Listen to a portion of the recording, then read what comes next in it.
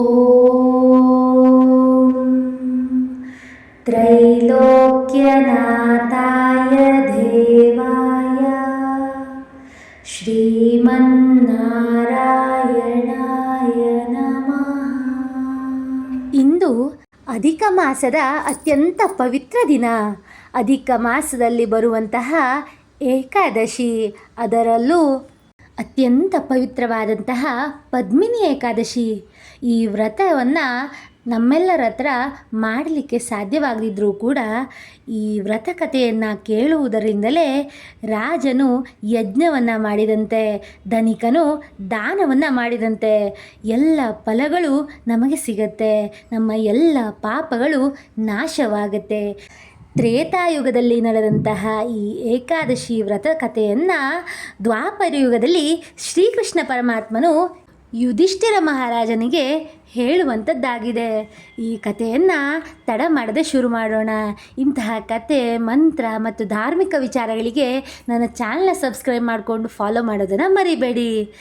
ಈಗ ಬನ್ನಿ ಕಥೆಯನ್ನು ಕೇಳೋಣ.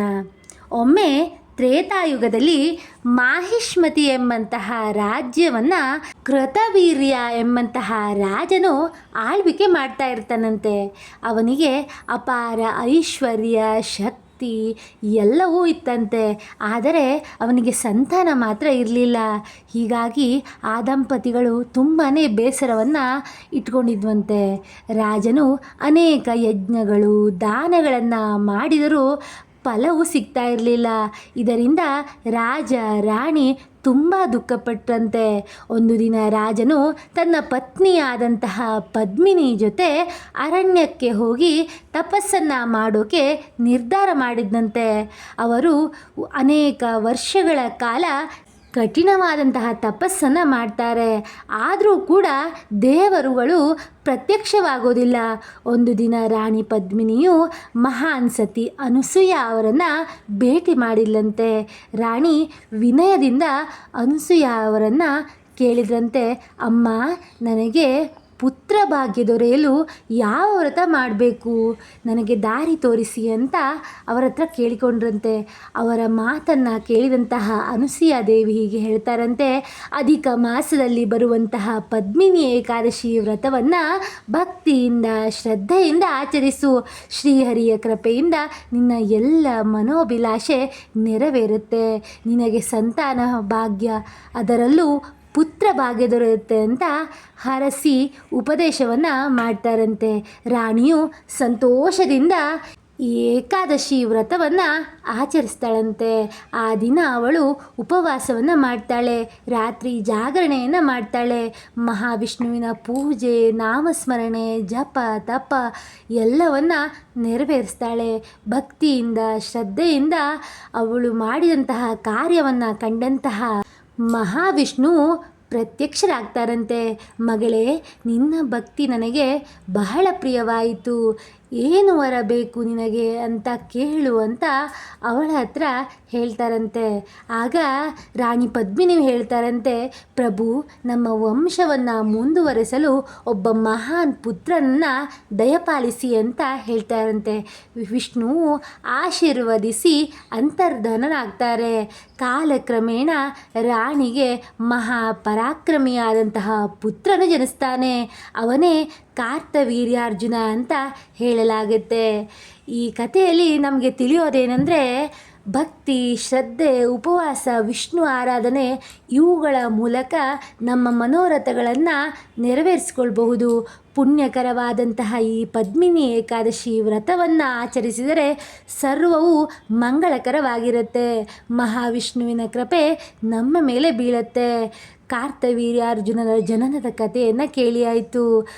ರಾಜ ಕುಟುಂಬದ ಜೊತೆಗೆ ಎಲ್ಲ ಪ್ರಜೆಗಳು ಸುಖಿಯಿಂದ ಇರಲು ಈ ಕಥೆಯು ಅನುವು ಮಾಡಿಕೊಡ್ತಂತೆ. ಮುಂದೆ ಎಲ್ಲರೂ ಈ ಏಕಾದಶಿ ವ್ರತವನ್ನು ಆಚರಿಸೋಕೆ ಶುರು ಮಾಡಿದ್ರು. ಸಾಮಾನ್ಯ ಏಕಾದಶಿ ವ್ರತಕ್ಕಿಂತ ಈ ಅಧಿಕ ಮಾಸದಲ್ಲಿ ಬರುವಂತಹ ಈ ಪದ್ಮಿನಿ ಏಕಾದಶಿಯು ಬಹಳಷ್ಟು ಶ್ರೇಷ್ಠತೆಯನ್ನು ಹೊಂದಿರುತ್ತೆ. ಹಾಗೆಯೇ ನಾಳೆ ಅಂದರೆ ದ್ವಾದಶಿಯು ಕೂಡ ಮುಖ್ಯವಾಗಿರುತ್ತೆ. ಏಕಾದಶಿ ಮತ್ತು ದ್ವಾದಶಿಯು ಅಧಿಕ ಮಾಸದ ಅತ್ಯಂತ ಶುಭ ದಿನಗಳಲ್ಲಿ 2 ಆಗಿವೆ. ಹಾಗಾಗಿ ನಾಳೆ ದ್ವಾದಶಿಯ ಕಥೆಯನ್ನು ಕೂಡ ಕೇಳೋಣ. ಈಗ ಮಹಾವಿಷ್ಣುವಿನ ರಕ್ಷಾ ಮಂತ್ರದ ಪಾರಾಯಣವನ್ನು ಶುರು ಮಾಡೋಣ. ಓಂ ತ್ರೈಲೋಕ್ಯನಾಥಾಯ ದೇವಾಯ ಶ್ರೀಮನ್ನಾರಾಯಣಾಯ ನಮಃ. ರಕ್ಷ ರಕ್ಷ ಮಹಾಪ್ರಭೋ. ಓಂ ತ್ರೈಲೋಕ್ಯನಾಥಾಯ ದೇವಾಯ ಶ್ರೀಮನ್ನಾರಾಯಣಾಯ ನಮಃ. ರಕ್ಷ ರಕ್ಷ ಮಹಾಪ್ರಭೋ. ಓಂ ತ್ರೈಲೋಕ್ಯನಾಥಾಯ ದೇವಾಯ ಶ್ರೀಮನ್ನಾರಾಯಣಾಯ ನಮಃ. ರಕ್ಷ ರಕ್ಷ ಮಹಾಪ್ರಭೋ. ಓಂ ತ್ರೈಲೋಕ್ಯನಾಥಾಯ ದೇವಾಯ ಶ್ರೀಮನ್ನಾರಾಯಣಾಯ ನಮಃ. ರಕ್ಷ ರಕ್ಷ ಮಹಾಪ್ರಭೋ. ಓಂ ತ್ರೈಲೋಕ್ಯನಾಥಾಯ ದೇವಾಯ ಶ್ರೀಮನ್ನಾರಾಯಣಾಯ ನಮಃ. ರಕ್ಷ ರಕ್ಷ ಮಹಾಪ್ರಭೋ. ಓಂ ತ್ರೈಲೋಕ್ಯನಾಥಾಯ ದೇವಾಯ ಶ್ರೀಮನ್ನಾರಾಯಣಾಯ ನಮಃ. ರಕ್ಷ ರಕ್ಷ ಮಹಾಪ್ರಭೋ. ಓಂ ತ್ರೈಲೋಕ್ಯನಾಥಾಯ ದೇವಾಯ ಶ್ರೀಮನ್ನಾರಾಯಣಾಯ ನಮಃ. ರಕ್ಷ ರಕ್ಷ ಮಹಾಪ್ರಭೋ. ಓಂ ತ್ರೈಲೋಕ್ಯನಾಥಾಯ ದೇವಾಯ ಶ್ರೀಮನ್ನಾರಾಯಣಾಯ ನಮಃ. ರಕ್ಷ ರಕ್ಷ ಮಹಾಪ್ರಭೋ. ಓಂ ತ್ರೈಲೋಕ್ಯನಾಥಾಯ ದೇವಾಯ ಶ್ರೀಮನ್ನಾರಾಯಣಾಯ ನಮಃ. ರಕ್ಷ ರಕ್ಷ ಮಹಾಪ್ರಭೋ. ಓಂ ತ್ರೈಲೋಕ್ಯನಾಥಾಯ ದೇವಾಯ ಶ್ರೀಮನ್ನಾರಾಯಣಾಯ ನಮಃ. ರಕ್ಷ ರಕ್ಷ ಮಹಾಪ್ರಭೋ. ಓಂ ತ್ರೈಲೋಕ್ಯನಾಥಾಯ ದೇವಾಯ ಶ್ರೀಮನ್ನಾರಾಯಣಾಯ ನಮಃ. ರಕ್ಷ ರಕ್ಷ ಮಹಾಪ್ರಭೋ. ಓಂ ತ್ರೈಲೋಕ್ಯನಾಥಾಯ ದೇವಾಯ ಶ್ರೀಮನ್ನಾರಾಯಣಾಯ ನಮಃ. ರಕ್ಷ ರಕ್ಷ ಮಹಾಪ್ರಭೋ. ಓಂ ತ್ರೈಲೋಕ್ಯನಾಥಾಯ ದೇವಾಯ ಶ್ರೀಮನ್ನಾರಾಯಣಾಯ ನಮಃ. ರಕ್ಷ ರಕ್ಷ ಮಹಾಪ್ರಭೋ. ಓಂ ತ್ರೈಲೋಕ್ಯನಾಥಾಯ ದೇವಾಯ ಶ್ರೀಮನ್ನಾರಾಯಣಾಯ ನಮಃ. ರಕ್ಷ ರಕ್ಷ ಮಹಾಪ್ರಭೋ. ಓಂ ತ್ರೈಲೋಕ್ಯನಾಥಾಯ ದೇವಾಯ ಶ್ರೀಮನ್ನಾರಾಯಣಾಯ ನಮಃ. ರಕ್ಷ ರಕ್ಷ ಮಹಾಪ್ರಭೋ. ಓಂ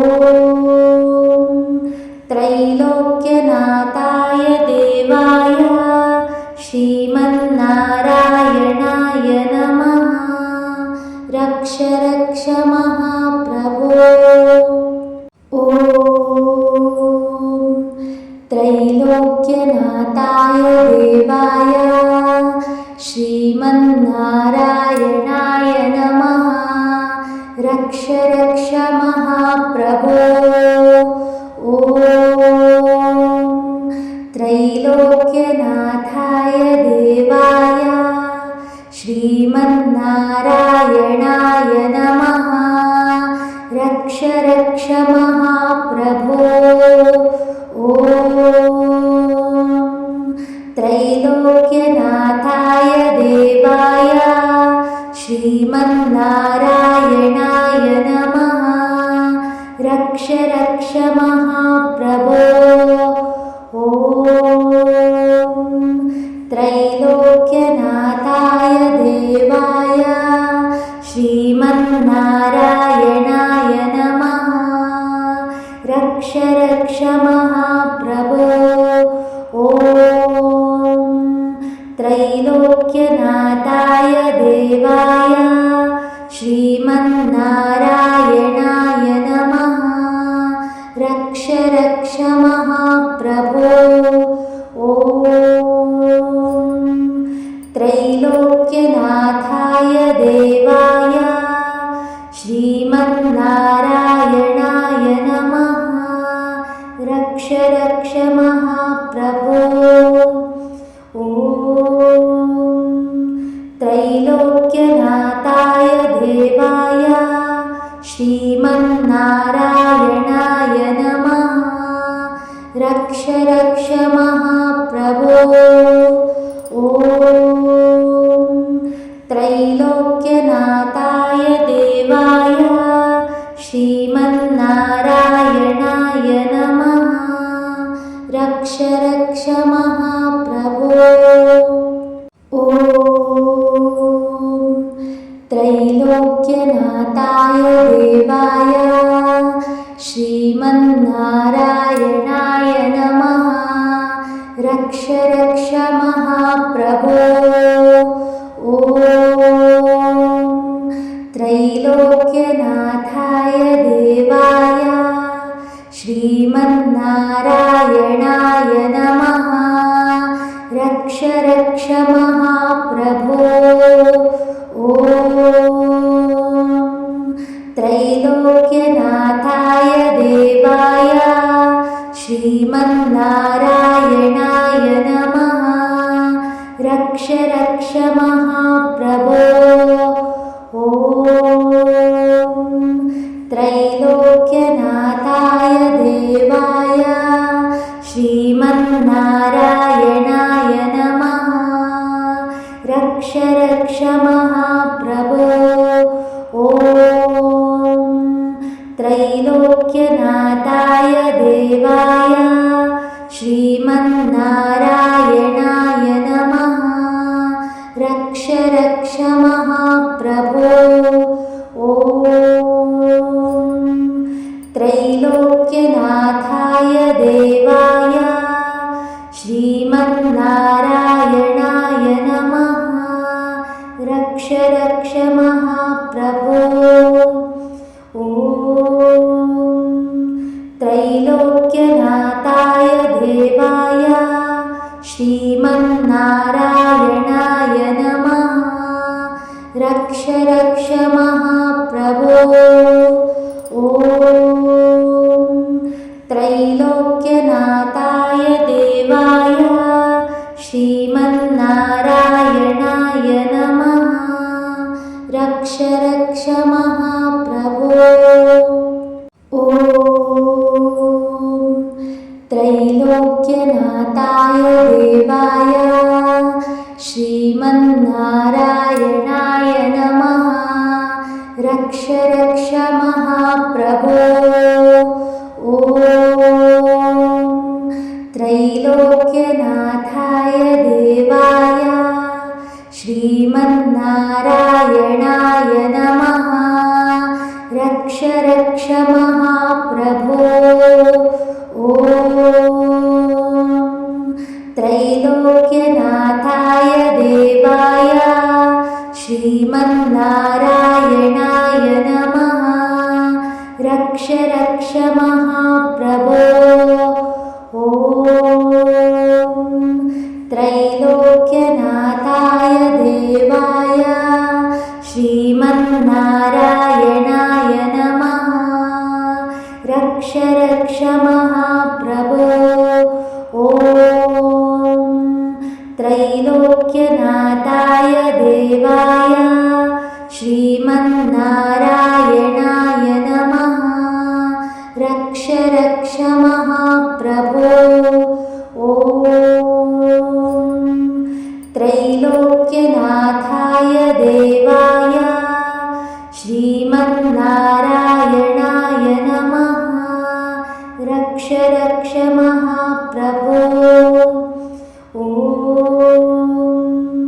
त्रैलोक्यनाथाय देवाय श्रीमन्नारायणाय नमः। रक्ष रक्ष महाप्रभो ॐ त्रैलोक्यनाथाय देवाय श्रीमन्नारायणाय नमः। रक्ष रक्ष महाप्रभो ॐ त्रैलोक्यनाथाय देवाय श्रीमन्नारायणाय नमः। रक्ष रक्ष महाप्रभो ॐ त्रैलोक्यनाथाय देवाय श्रीमन्नारायणाय नमः। रक्ष रक्ष महाप्रभो ॐ त्रैलोक्यनाथाय देवाय श्रीमन्नारायणाय नमः। रक्ष रक्ष महाप्रभो ॐ त्रैलोक्यनाथाय देवाय श्रीमन्नारायणाय